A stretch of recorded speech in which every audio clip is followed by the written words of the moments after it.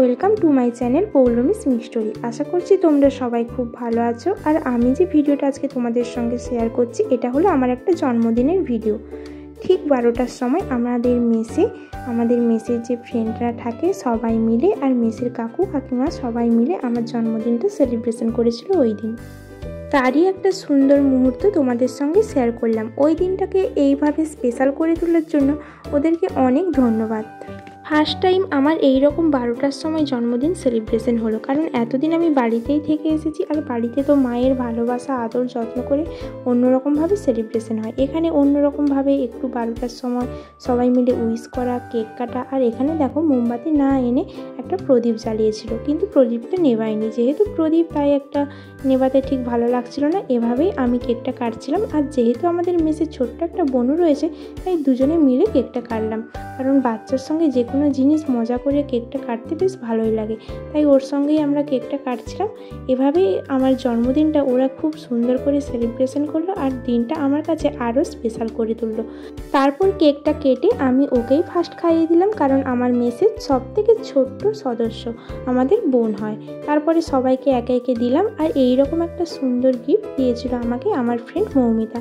এইরকম একটা সুন্দর গিফট পেয়ে এতটাই খুশি কি আর বলবো।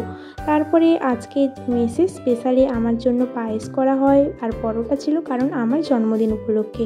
তারপরে এইসব খাওয়া দাওয়া কমপ্লিট করে আমাদের তো কলেজে এক্সাম ছিল, এক্সাম দিয়ে এখন আমরা বাড়ি চলে এসেছি, কারণ আজকে আমার বার্থডে সেলিব্রেশন করা হবে বাড়িতে। যেহেতু এক্সাম ছিল তাই কলেজ থেকে বাড়ি আসতে অনেকটাই দেরি হয়ে যায়।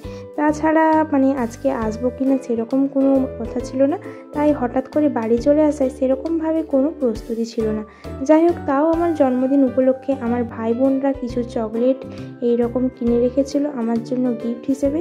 তারপরে মা আমাকে মালা ঘুমসি, যেমন ঘরোয়াভাবে আমাদের জন্মদিন সেলিব্রেশন হয়ে থাকে সেভাবেই সেলিব্রেশন করা হলো। মা আমাকে ফোঁটা দিয়ে দিল, তারপরে কিছু খাওয়া দাওয়ার ব্যবস্থা ছিল। এভাবেই আজকের দিনটা সবার সঙ্গে মজা করে কেটে গেল। তারপরে আমাকে আমার ভাই মা সবাই মিলে পায়েসটা খাইয়ে দিল। এভাবে আজকের দিনটা আমি জন্মদিনটা কাটালাম। তারপর এত খাওয়ার আমার একার পক্ষে সম্ভব ছিল না, তাই আমাকে আমার মা খাইয়ে দেওয়ার পর ভাই বোনরা খাইয়ে দেওয়ার পর সবাই মিলে ভাগ করে খেয়ে নিলাম।